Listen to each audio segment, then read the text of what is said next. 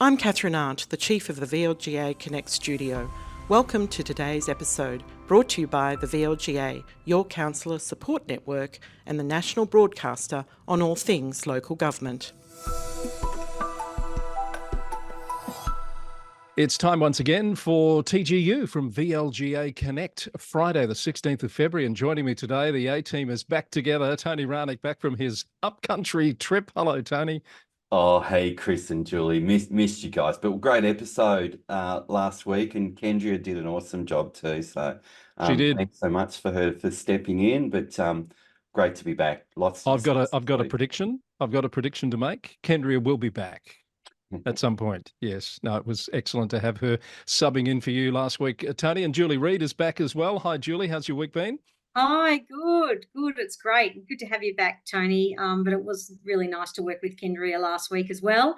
Yeah, I've had a busy week as usual, and it's never a dull moment in local government. I've got to say that again. Now, towards the end, we'll look at the mailbag because I have had some feedback from last week. Other than people appreciating the insights of Kendria, the thing that really got people talking was what could a collective noun for former executive directors of local government Victoria be? And we've had some suggestions that I might test with you later on in the program. But we have some big news this week. Last week, we spent quite a bit of time talking about the electoral structure review process, what it might throw up this side of council elections, the importance of that process, etc. And lo and behold, maybe they were watching. Maybe the minister was thinking, okay, I've got to get this out there now that TGU has been talking about it. And it's all been released. So changes for 39 councils announced yesterday. 30 of those councils moving to single member wards, which I think we'd have to say is expected because that's what really is required under the Act as a default position. But we've got 4 and 5 moving to multi-member wards or unsubdivided structures. As this only came out yesterday, I'm not sure whether either of you have had a chance to have a good look at it. There's some reaction coming in already. Tony, first thoughts? Yeah. Well, of course, the stated aim for these reviews is to ensure that councils are, more reflective of the communities that they represent. This is going to be controversial at individual councils. Clearly, the approach that the ERAPs, the electoral representation advisory panels, their approach has been not to just make decisions based on where the most submissions fell, but they've made calls, I think, which will be unpopular in some councils. As you say, in most cases, we move to that single member ward situation in those 30 of the 39. The controversy around that is that's said to make it harder for those independent candidates. I think in truth, what it does, it makes it harder for people who get relatively fewer votes to get elected. Is the answer to that. But what we do want, I guess, is councillors with a strong mandate, when they're elected. But in those, what I thought was interesting, Chris and Julie, was those outliers, those other sort of 9 councils, the 4 that have gone to a multi-member ward structure. They appear to be, the smaller in population councils, Beloak, Northern Grampians, Surf Coast, and Yarriambiack. So I think the rationale has been lower population. So if there is population change in the future, it's more likely to impact on that councillor to voter ratio. There's also this fear at large rural councils that without a multi-member ward structure, you might have councillors having to travel great distances to cover the entire area. But then you go to the 5 unsubdivided councils, or 5 councils that the decision's been made to have them unsubdivided: Campaspe, Gannawarra, Hepburn, Moorabool, and Strathbogie. I mean, some of them are large councils. Gannawarra covers a large area. And I guess the risk there is when you're unsubdivided is that, you know, some of the more rural parts of the Shire don't have a representative. So in a Gannawarra context, you might end up with, you know, only councillors from Kerrang and Kahuna and none from the, you know, Quambatook and, you know, the more rural areas. In Hepburn, where I'm a voter, you've got some key towns like Creswick and Dalesford and Trentham and Clunes. Yeah. And, you know, there's a risk with the recommendation of an unsubdivided council that one of those towns doesn't have an elected representative that resides there. But Tony, that's been an argument put forward for many years now with, for example, a Greater Shepparton, which has been unsubdivided, and you have those townships like Tatura, etc. And the very things that you've just said have been put forward as reasons over the years why it shouldn't be unsubdivided. So I don't know if you've been able to dig into the detail, but what's the rationale for moving a Greater Shepparton, for example, away from an unsubdivided, but moving one like Strathbogie or Campaspe to an unsubdivided structure? Yeah, and whilst I haven't read every one of the individual reports and certainly haven't read the Greater Shepparton one, I think that that what can possibly say is the same rationale produces different outcomes. It seems to produce different outcomes at different councils. And I mentioned that, you know, issue of excessive travel that was raised as an issue in, say, a Northern Grampian scenario as to, you know, we need to have a multi-member ward structure here, or there might be excessive travel requirements on representatives. That wasn't used as a rationale in Gannawarra, which is, you know, a relatively covers a relatively large area. So, yeah, one might wonder, and I suspect people will, as to the different rationales that won over, or the different outcomes that won over at particular councils. And I think that there will be local controversy. We're seeing that. We've had a number of independent council members come out and say this, you know, makes it more difficult for them in those 30 councils with single member wards. But, you know, there were certainly submissions in favour of that at those municipalities as well. Let's have a look at some of those that you've mentioned. I'll come to you in a sec, Julie, if you want to jump in here. The Herald Sun this morning quotes Oscar Yildiz at Merribeck, who's independent, saying the single-member wards will lead to more politicisation, less diverse and less democratic outcomes. You've got Stephen Jolly, an independent at Yarra, who's saying that the multi-member ward system was more democratic and a better reflection of the community. Virginia Takos at Brimbank, also concerned about the impact on the ability of independents to resource campaigns, suggesting it favours the party machines, the ones that have supported the major parties. But then you've got some counter views, another councillor saying that the changes would bring more women and diverse councillors after the next election. Who's right, Julie? I don't know, but I'm really interested in that last point that you made, Chris, because I wondered about that because I've seen some changes in some councils where they've gone to single member wards, and you've seen the increase in the diversity that has actually occurred. Point in case Kingston, I think, happened in that election after they went to single member wards. But interesting to see whether or not that will result in that. Whether it allows that shift and that change more easily, I don't really know. I was a bit surprised to see overall some of the rural councils, or even the rural cities, be brought into the single member structure. I thought they were going to really focus on the metro councils, and it was not going to be touching those other councils outside of metro, but they obviously have. I'd have to read the reports to understand, the detail behind each one of those, the Bendigos, the Geelongs, the Sheppartons. But it's interesting, that complete turnaround in relation to Shepparton and how that might how that might then impact later on some of those that have gone down the previous Shepparton route, as you spoke about, whether or not they're going to find the same issues that Shepparton had prior to this potential change.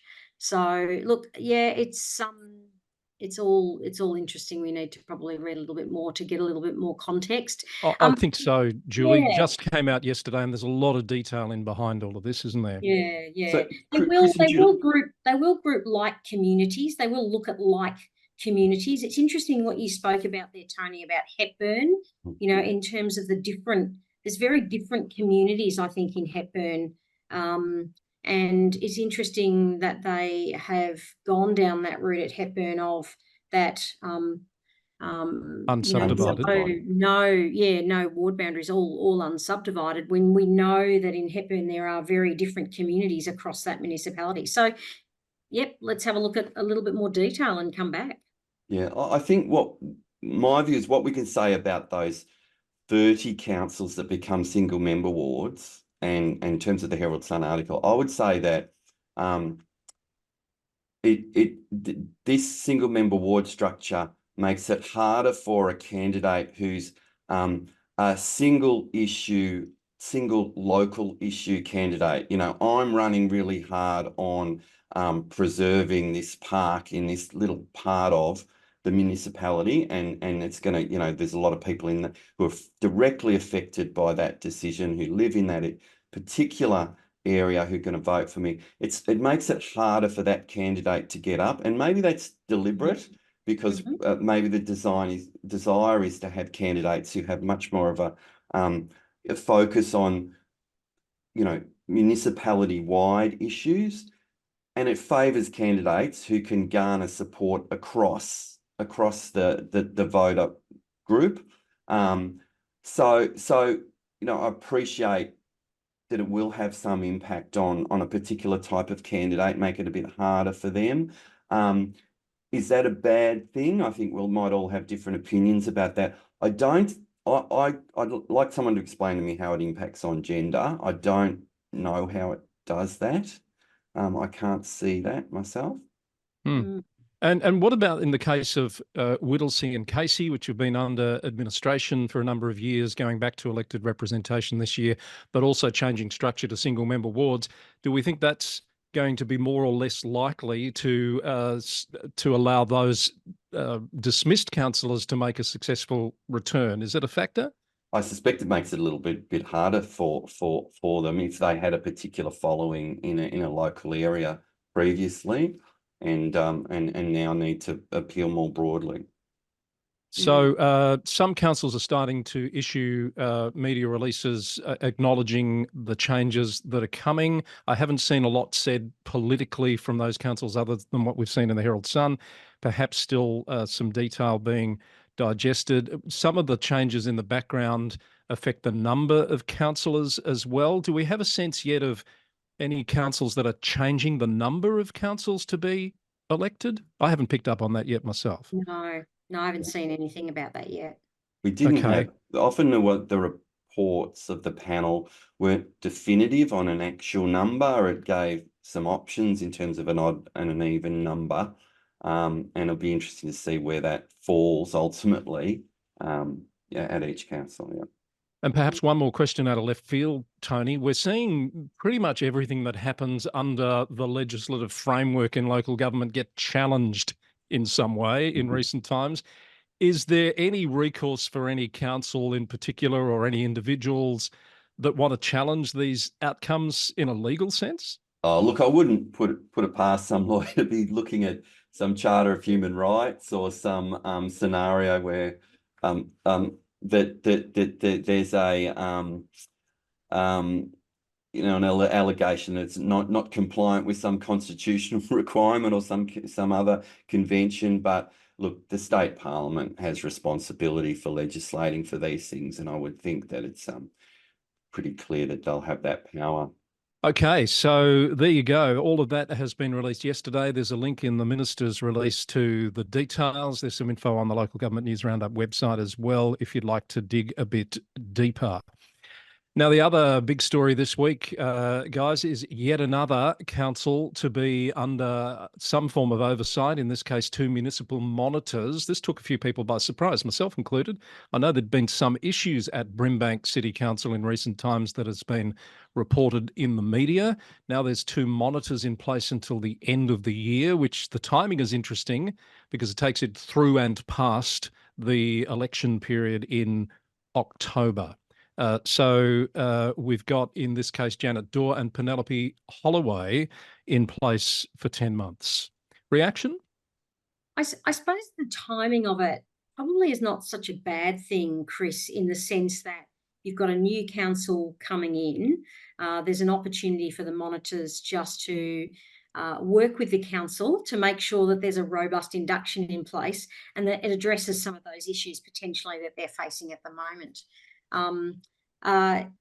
The report suggests that there's some issues around confidentiality requirements, conflicts of interest, relationships between councillors and council staff, meeting procedures, decision-making processes, adequacy of governance rules. So all that stuff that's really, really important for when a new council will step in and needs to be really ingrained in them as to what is acceptable and what is not in working as a councillor in a council. So I'm not surprised to see that from that point of view, and I think it's good timing to be able to shape the new council through a really robust induction program. So yeah, look, I was maybe not surprised. I knew that there were some issues out there, and governance, as we know, these governance issues really need to be addressed, because otherwise you're in this, slippery slope of maladministration. And certainly, it's good to see them going in there, hopefully early enough to be able to sort out some of the challenges that they might have there. Tony, it doesn't escape me that we've got yet another pair of monitors appointed. So we've got 2 at Glenelg, 2 at Moonee Valley as of a couple of weeks ago, 2 now at Brimbank, and a mixture of experienced monitors that have worked in other councils, such as, in this case, Janet Dorr, who's been a monitor at Strathbogie, Wodonga and Ararat, and Penelope Holloway, who's a new name, former acting CEO of the Office of Local Government in New South Wales and currently on the board of the Victorian Planning Authority. This does certainly appear to be the path we're going down in terms of monitors. Yeah, we've commented on this before, haven't we, Chris and Julie? And yeah, the trend continues. Don't think it's a bad trend either. And this is a 10-month appointment. It's a fairly substantive appointment. So yeah, I think we can expect more of this in the future. I've been getting texts and LinkedIn messages about, gosh, who's next? I wasn't expecting this one this close to elections. Maybe the minister's thinking now is the right time to avoid things getting out of hand as things get more political. Wyndham, Hobson's Bay have both been mentioned in the press in recent times for councillor issues. I do wonder whether there's more to come. Anyone care to make any predictions there? I think it's interesting that there seems to be this approach being taken sort of early on, a more sort of an approach by the minister to make sure that they clamp down early enough before there are serious systemic issues that have been experienced that we've seen recently. So I think I wouldn't be surprised if we see more, because generally across the sector, people are talking about how there's more of these types of issues that are occurring, and whether it be just a minority, it only takes 1 or 2 councillors within a council that might not be behaving the way they should be to cause some issues for the council. So whether or not they're going to take this approach, I don't know. There's no cost to the state government on this. It's the cost. No, but there is cost to the council on the ratepayers. Cost to the council, and it's now doubled with two monitors. So there could start to be a question by the community about how much do we need to spend now on having these monitors in. And I know that that's come up elsewhere in We'll talk about Greater Geelong in a moment, talk but about that in it's a moment, been it's been stated in the media that the two monitors there were receiving about $1,300 per day for 2 to 3 days a week. So you assume it's probably the same rate for Moonee Valley, Brimbank, municipal monitors, etc. It all adds up, Tony. Yeah, it does add up. You know, I imagine that it was about 400 or so plus $1,000 in the city of Greater Geelong, as you mentioned. But yeah, my predictions are Carlton for the premiership and my horse in the Melbourne Cup to probably run pretty far back in the field, and I'm not going anywhere else with monitors. Okay, you've just damaged your credibility there extensively in one fell swoop, Tony. The Mayor of Brimbank, Ranka Rasic, has told the local press that she supports the move to bring in the monitors to improve behaviour and governance. Another councillor has been active on social media saying, this is Maria Kerr, that she welcomed it with open arms. She did appear to link it to an attempt she made a little while back to get the council to agree to taking unscripted questions in the council chamber without notice from public, I assume. And she's linked it to a lack of support for that idea from fellow councillors in her public statements on social media. Might be giving us some hints as to some of the issues that have been bubbling away behind the scenes there. I wonder whether there are councils out there as well, Chris, and I think we've heard of this before, where they're seeking intervention by the minister. You know, they're seeking for a monitor to come in. We've seen that happen before, whether there's more of that that's going to occur as things in the lead up to the election get more tense. We may find that that happens because of that reason.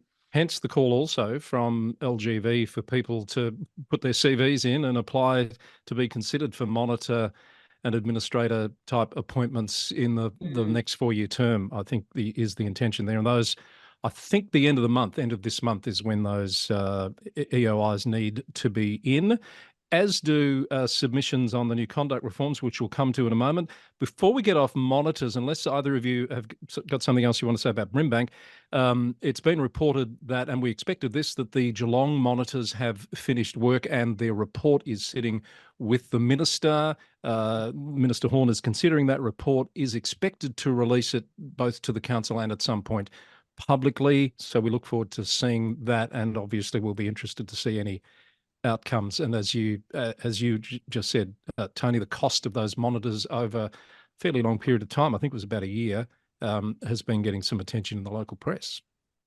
Yeah, it has, and I think also some criticism about the period of the monitors. You know, of course, Ali Wasty became the new CEO, I think, in about June last year. And the monitors, you know, only just recently ceased, you know, performing that role and handed in their report. But of course, the monitors wouldn't have been appointed purely in relation to some perceived, you know, issues with the CEO position. You know, presumably that there were other matters, that, including, you know, councillor governance and such things, that they were contemplating as well. But yeah, certainly in the Geelong Advertiser and locally, there's been some criticism, I think, of the cost to the community that this appointment involved. I think down there, Chris, the council have been going through a massive transformation program, which is digital modernisation, which needed a lot of attention. So whether or not they've hung on because of that as well, I don't know, but it's mentioned in that report. I don't know whether that's a coincidence that it's mentioned in that report, but obviously, you know, good news that Ali Wasty has said that they've achieved a significant milestone in the last 12 months of implementing their digital modernisation program. So yeah, and look, you know, all recommendations from the review, they're saying that they've been embraced and delivered. So maybe they were waiting for that whole set of recommendations in the review to be implemented before letting the monitors go. Yes. All right. So we'll await that report, and I'm sure there'll be things in that report that'll be worth discussion in the coming weeks. I mentioned the conduct reforms. The 29th of February is the deadline for feedback on that back to the government, which is looking at, my understanding is to introduce legislation next month to bring those reforms into play. Some councils, Moyne is an example, that have put that discussion paper online and invited broader community input on that. Was that the intention, do you think, Tony, that councils do that, or is Moyne just being a bit proactive and ahead of the curve there? Well, I think I think the government went to the representative organisations and basically said, you give us feedback and how you get it's your business. But look, I think that's a good move by Moyne. There are next week forums. I'm involved in ones with LG Pro on next Thursday, with VLGA on next Friday, where again there's explaining to the sector what the reforms involve and maybe getting some feedback in those sessions as well. So look on the VLGA website, the LG Pro website for information about those forums. And as you say, the deadline's rapidly approaching for the feedback. It is, and we'll come back to that in the weeks ahead, I have no doubt. The situation in Israel and Gaza continues to be felt around the world, and Victorian councils are no exception here. This week, it was Hobson's Bay's turn to have a meeting that featured some pretty heated debate, even people walking out of the meeting in disappointment at what occurred. As I understand it, I haven't had a chance to watch the meeting. There was a petition calling for the council to support a ceasefire and some other elements. There was a councillor notice of motion. There was a suggestion that the two should be or could be merged. That didn't go down well with some people. A couple of councillors abstained from voting because there was, as I understand it, a recommendation embedded in there that they didn't support or didn't agree that it should be there and dealt with in that way. That's my cursory understanding of it. Hobson's Bay, not the only council dealing with this issue, of course. It's coming before Melbourne Council next week. We've seen some pretty fiery scenes at other councils in recent months on this issue. Some people say, Tony, that councils have no business being in this space. It's an international matter. It should be dealt with at the federal level, but we still see this coming up.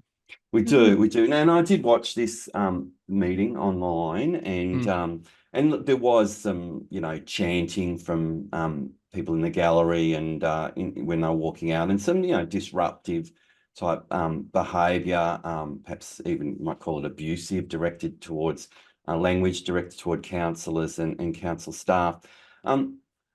Look, Chris, it is a difficult issue for councils, and I think for me, this particular example again just demonstrates to me, I think, why it's really fraught for councils to step into this space of getting involved in this question of international conflict. And and I should say I've been involved and assisted Hobson's Bay with some advice in relation to this matter. But broadly speaking, what I'd say is that under most council governance rules, including this particular council, receiving a petition that relates to an international conflict can be deemed to be outside the governance rules, outside the power and functions of council.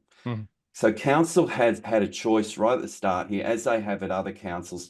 Do they receive the petition, or do they simply direct the petitioners to, here's the address of the federal members of parliament. They're the ones with the power. In this instance, the petition was received. I watched the Mayor, Matt Tyler's handling of question time. He's chairing the meeting. I thought he was very careful, showing empathy, compassion, being very neutral in condemning any forms of violence on either side, etc. But even so, clearly there's a group in the community that felt upset with council's approach. And so my view would be that councils are better not to be involved in this. I don't, come the elections in October, I don't think there'll be many voters when they're casting their votes who are thinking, what's this person's stance? What's this candidate's stance on an international issue? Yeah. And I don't think many people voted councillors in on that basis. And I can see what's happened here. I think a council, and it's happened in other councils, have wanted to respond to a community concern and show empathy, show compassion and in this case, I think in a rather a very neutral way. The notice of motion brought by Councillor Briffa, I think they again were clearly trying to walk a very empathetic, neutral, sharing concerns of people in the community about, loss of human life, suffering on both sides. But nonetheless, still didn't go down well with a sector of the community. And so, my view is councillors are better not to step into this space. And when they do, it's fraught with danger for them, no matter how careful they are. And we saw, I guess, on Tuesday evening at the Hobsons Bay Council meeting that, I think police were called, police were on the scene. And there was, certainly it would have been intimidating for some of the people present, the presence of sort of protesters and that sort of thing. So I don't know whether you've been advising the city council in Cincinnati, Ohio, Tony, but they seem to be taking more of a path of your recommendation. They've had hundreds of people come along to public comment forums at their council meetings in recent weeks on this issue, urging either side of that debate. The mayor this week, who sounds a very reasonable person, Aftab Puravel, said that the council would not take a stance on the issue at all because it will only divide and inflame the city. And I love this quote. He said, "For the council, consensus language doesn't exist for an issue that is among the most nuanced and complicated in international affairs." He's basically said, we don't need to and should not get involved. So if it's any consolation to Hobsons Bay and other Victorian councils that have been dealing with this, you're not alone. This is a challenge for councils across the globe, I'd have to say. Yeah, and as soon as you step into this space, you're going to get, like Hobsons Bay did, like other councils have, a lot of questions on notice, some of them really being statements that want to take a particular side in relation to the conflict, and you're then faced with making decisions in terms of your governance rules, and are questions offensive? Are they abusive? Should they be ruled out of order or not? Councils then seem to be, perhaps less transparent in not receiving some questions and not others. It's very much my view that yes, this is a matter for debate in the community, but there's another level of government that's much best placed to, when we're talking about calls for ceasefires and making calls on who's right and who's wrong and who's at fault here in terms of the different parties in the conflict. I think that this is something that's best left to our federal government. All right. Nothing to add there, Julie. I'm sensing we might move on. Mornington Peninsula Shire has come under some pressure recently to move a Harry Potter event, a major event that's going to bring, estimates have been around the $30 million mark in terms of economic benefits to the Shire. It was scheduled to be held in a forest setting, which concerned people about the potential impact on native wildlife. Over 22,000 signatures at last report on a petition, and they've now decided to move the event to a dog park, Tony. Yes, they have. As you say, unanimous vote on Tuesday night to relocate the Harry Potter, the Forbidden Forest experience out of the Briars Wildlife Sanctuary into a neighbouring reserve. I think it's called the Briars Community Park, which, as you say, is it's one of those off-leash dog parks, and a place where there are clearly fewer native species. I think the decision itself is a win-win for the community because this is apparently a 6-week season for this Harry Potter event. There's going to be tens of thousands of people attracted to Mornington Peninsula to attend this event. But also, as you say, a very large petition online calling for the event's relocation. was saying, joking to you, that publication you read closely, Chris and Julie, Muggle Net, the Harry Potter website. I'm not up to date on it, I've got to say, Tony. I've been remiss. That fan site, but even some critical comments about the initial location there. What I would say is, I think, talking about case studies, I think this one is a case study in the need for transparency and community engagement by councils. And everything's great with the benefit of hindsight, but what happened here is that the councillors, or at least some of the councillors, signed a non-disclosure agreement in relation to their dealings with the people behind or promoting this event, preventing the council from talking about what were the commercial arrangements behind this, and that made it difficult subsequently for those councillors and the council to explain themselves as to why they felt that it was a good idea to have this event in this location. They were constrained, and if I sign NDAs every week in my role as in business, but if I, as an elected official, I'd be really reluctant to sign a non-disclosure agreement, knowing that it might well constrain me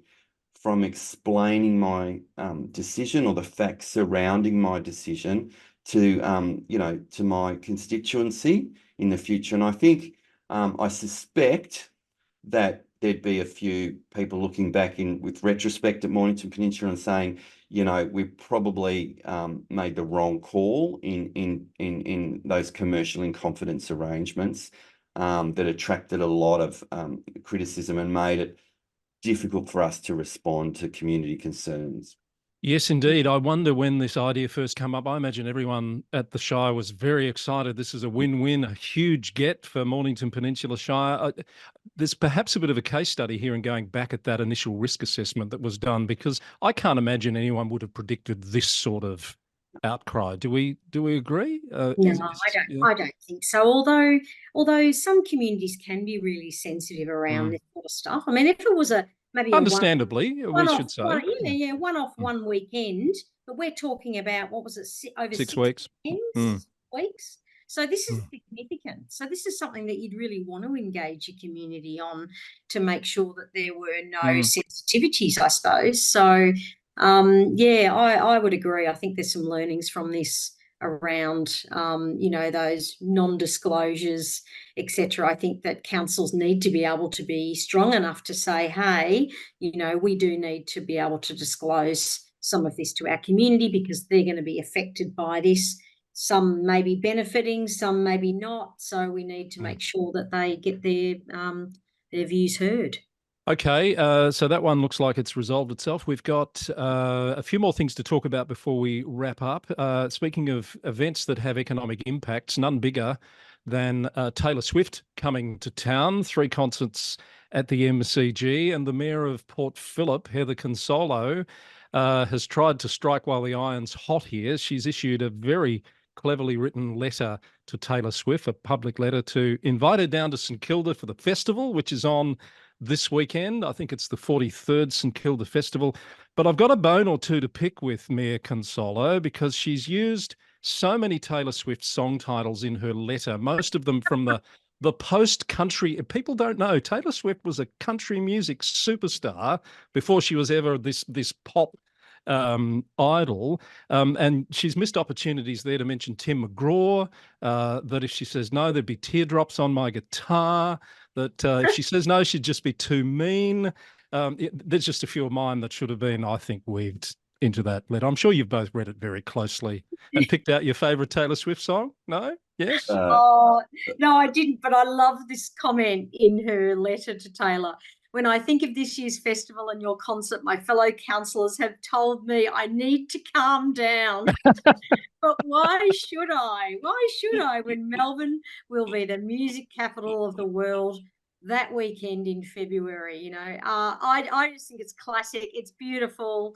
Good on Mayor Heather for coming up with something that is so unique and so inspiring. And I just hope her dreams come true. I Oh, really what are the odds, though? Can you imagine if she says yes? It would just be pretty low odds, but We might a need some more circus. crowd control. Hunt and Hunt have been working with Port Phillip on the St Kilda Festival for a number of years, and sing out to Adele Dennison, who I think's the head of the arts and events there at City of Port Phillip. But if Taylor comes, we might need to think a bit more about our crowd control arrangements and those things. But it's an awesome event, can I just say? And if you don't see Tay there, there's a whole lot of choice in terms of other more local musicians and acts and that, and on the foreshore there at St Kilda, and over the 2 days, check it out. So those of you that missed out on tickets to see Tay, go down to St Kilda Festival and support Port Phillip. I'm That's not the joining you biggie. two in saying Tay. I just can't go that far. We are starting to run out of time, but Julie, there's a particular a decision of a planning nature that's caught your eye that you just wanted to alert people to. And can I just say the Eddy in this title is not me and has nothing to do with me, but it's about a case called Eddy versus Yarra City Council. That's right, and I was going to use that as my, lead into this, and you've just I had to trumped get me. in. No, I had to get in ahead of you there. But it's, the heading is strikeout, and when I saw the heading strikeout, I went, what does that mean? What has Eddy done? But anyway, but it's from the beautiful John Rantino from Maddox. He's put out a decision this week that the tribunal have VCAT have dealt with, where it's been a situation. There's been a review by an objector to a notice of decision to grant a permit by Yarra City Council. Now, what's happened is that Amendment VC 243 amended all of the planning schemes so that construction of a single dwelling on a lot of 300 square metres or more no longer requires a planning permit. So with this amendment coming into operation, this came in after the notice of decision was issued by the council. And so when the objector filed the appeal at VCAT, this came before VCAT to be determined. Now, I believe there was no transitional provisions that were provided when this amendment went through the planning schemes. So that has been the difficulty, I think, that's caused some problems for some councils in that in-between period of, whether a planning permit is required or not required. So it was interesting that, and maybe Tony understands the strikeout more than me, but the case brought to light the question of what you do with this notice of decision to grant a permit when there's no longer the permit required, and they considered that that the council really needed to seek some advice. They were saying it should be struck out, and that the council should seek some advice about whether or not to issue the permit. So because at the time the law applied. So it's a very, very confusing case where you've got this situation, you're in the middle of, you've issued a notice of decision to grant a permit, you've got an appeal. VCAT have said, look, it no longer requires a permit. They're saying, that it should be struck out, but then they're putting it back on the council to make the decision about what they do. So there's potentially lots and lots of other councils that are in a similar situation with permits that have been issued or notice of decision that have been issued that may need some kind of legal or practical advice. So, Tony, I don't know whether or not you've got any thoughts on that one? John Rantino is a very esteemed planning lawyer, and John would know the answer. So what I would say is if it no longer needs a planning permit, then practically what's the concern? But maybe that's the common sense appearance to it, isn't it, Tony? Yeah. So if the proceedings fall away, well, presumably the applicant can still go off and do what they were planning to do because the use no That's longer right. needs a permit. But I'm sure there are more nuances to that, and I commend John Rantino's article on the Maddox website to those people interested in this particular issue, because I don't know the answer. Okay. Thanks for No, that's raising all that right. one, Neither, Julie. neither do I. It's a very legalistic and complicated matter, and I think that probably in that message to me is that the transition provisions that the government put in place for that amendment weren't really satisfactory to enable councils to deal with this in an easy way, I suppose. And now it's thrown up these legal questions. I Anyway, think it's very. I think it's very clear. This is a case where the answer is a pineapple. So let's move on from sexy planning matters. Thank you, Julie, to a couple of UK stories. Just a couple of things that caught my eye. We've talked about how more and more councils over there are declaring effective bankruptcy. They're really struggling to balance their budgets. The government has announced a new funding package, which has got some strings attached, it should be said, new productivity plans required to be produced by councils. But some of the councils are making some curious decisions about how to save costs.